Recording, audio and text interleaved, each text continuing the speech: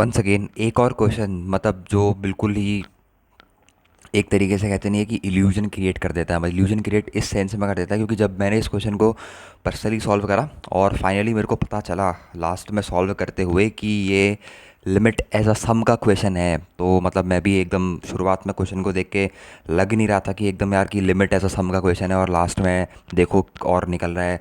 मतलब लग नहीं रहा था शुरुआत में लिटरली कि ये लिमिट एज अ सम का क्वेश्चन है। और आप भी अगर मैं बोलूँ कि शुरुआत में कि बच्चों ये लिमिट एज अ सम का क्वेश्चन है, तो 90% बच्चे मानने से इनकार करेंगे कि आप वही बोलेगा कि थोड़ा बहुत सीरीज़ का क्वेश्चन है या फिर AP GP HP वगैरह का क्वेश्चन है, जो कि शुरुआत में देखने से लग भी रहा है। But when you solve once, so after final result you will get कि हाँ इसमें लिमिट ऐसा सम का प्रॉपर यूज़ और बिल्कुल ही कंसाइज यूज़ हो रहा है बिल्कुल।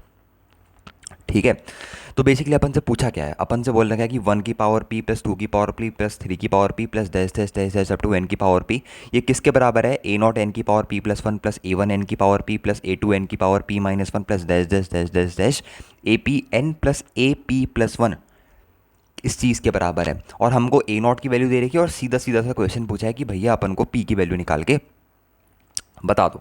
अब सबसे पहला काम अपन ये करते हैं कि A0 के साथ वाली जो चीज़ें दे रखी हैं, सबसे पहला अपन ये काम करते हैं कि A0 के साथ जो चीज़ें दे रखी है ना, इनको पहले निपटाना शुरू करते हैं। पहले A0 को फ्री हैंड लेते हैं, मतलब A0 के बगल में जितनी भी टर्म्स है उसको हटाते हैं, मतलब n की पावर p+1 से इक्वेशन के दोनों तरफ डिवाइड करते हैं।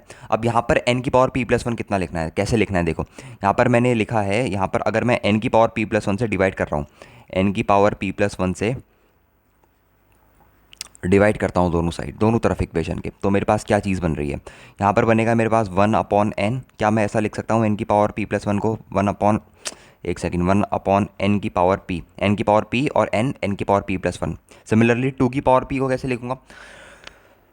2 की पावर p को भी ऐसे लिख सकता हूँ, यहाँ पर लिख दूंगा मैं 2/n और इसकी पावर p, ये 1/n कॉमन आ गया सब में से, प्लस सिमिलरली 3/n और इसकी पावर p, प्लस ऐसे करते करते करते करते मेरे पास कितना बन जाएगा? ये यहाँ पर करते करते मेरे पास बन जाएगा, यहाँ पर कितना आ जाएगा? यहाँ पर आ जाएगा n/n और इसकी पावर कितनी बन जाएगी बच्चों? मेरे पास p बन जाएगी।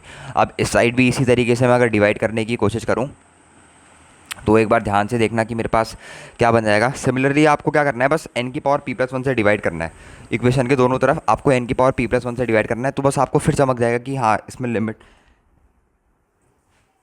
लिमिट एज अ सम का जो रूल है, लिमिट एज अ सम का जो फॉर्मूला है, वो मैं क्यों बोल रहा हूँ यहाँ पर लिमिट एज अ सम का मेरे पास फॉर्मूला लग रहा है। तो अब इस साइड डिवाइड करके देखते हैं अपन। यहाँ पर n की पावर p+1 है तो a0 तो पूरा गया मेरे पास काम से, तो यहाँ पर कितना बचेगा मेरे पास? a0 प्लस n की पावर p, उसके बाद है a1 n की पावर p, तो एक नीचे से n बचेगा तो a1/n। फिर क्या बचेगा? फिर a2 के नीचे बचेगा a2/n²। ठीक है, समझ में आ रहा है? ऐसे करते करते करते करते मैं लास्ट तक जब जाऊँगा तो मेरे पास लास्ट में बचेगा AP+1, जो कि मेरे पास है AP+1/n की पावर, मेरे पास कितना बचेगा? p+1, ये बच जाएगा मेरे पास। अब ये जो चीज़ लिखी है यहाँ पर मैं आपको एक चीज़ बताता हूँ, ये वाली जो पर्टिकुलर चीज़ लिखी है, अगर मैं इसको ऐसे लिखूँ, कैसे?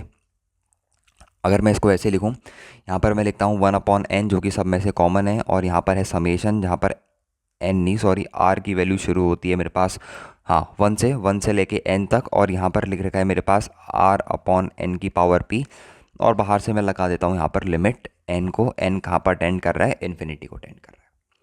ठीक है, n को टेंड करवा सकते हैं इन्फिनिटी पे, तो ये मेरे पास डायरेक्टली किसका क्वेश्चन हो जाएगा? लिमिट एज अ सम का। लिमिट एक तरफ नहीं लगा रहा हूँ, बेसिकली लिमिट को क्या कर रहा हूँ, दूसरी तरफ भी टेंड करवा रहा हूँ। और दूसरी तरफ मेरे पास क्या लिखा है? दूसरी तरफ मेरे पास लिखा है a0 प्लस a1/n प्लस यहाँ पर लिखा है a2/n² plus dash dash dash dash dash dash, ऐसे करते करते यहाँ पर लिखा है AP+1/n की पावर, यहाँ पर लिखा है मेरे पास p+1। अब जब इस सब में लिमिट लगेगी तो ये सारी चीज़ें मेरे पास क्या हो जाने वाली है? जीरो हो जाने वाली है, क्योंकि 1/∞ इज़ ऑलमोस्ट जीरो। अब ये वाला जो पर्टिकुलर चीज़ लिखा है, ये वाली चीज़ कुछ भी नहीं लिखी है, एक बेसिक सा इंटीग्रेशन है 0 से लेके 1 तक का, किसका? x⁻p, और इसका फिर कर देना है आपको इंटीग्रेशन dx, और यहाँ पर कितना बच गया मेरे पास? a0। तो जब आप सॉल्व करोगे तो a0 जो दे रखा है आपको क्वेश्चन में, वो मेरे को मेरे हिसाब से 1/8 दे रखा है, तो 1/8 इक्वल्स टू मेरे पास बन के आ जाएगा x⁻p का इंटीग्रेशन कितना हो जाएगा? x⁻p+1 अपॉन में भी आ जाएगा p+1, और लिमिट जा रही है मेरे पास 0 से लेके 1, 0 जाओगे तो जीरो में तो पूरा खत्म ही हो जाएगा। वन डालोगे तो यहाँ पर बच जाएगा 1/p+1 माइनस का जीरो इज इक्वल्स टू 1/8। तो अब एक छोटी सी इक्वेशन को जब आप सॉल्व करोगे तो यहाँ से आपकी p की वैल्यू जो निकल के आ जाएगी वो निकल के आ जाएगी 7।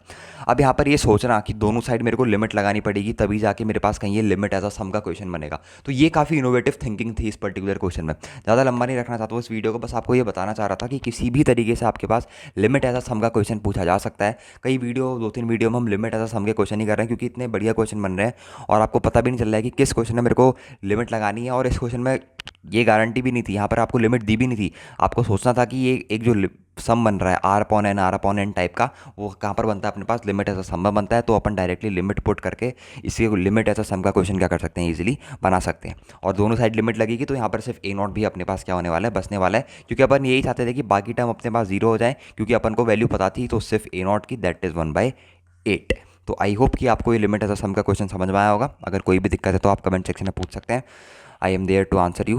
तो आज की वीडियो में इतना ही रखते हैं। ओके भाई।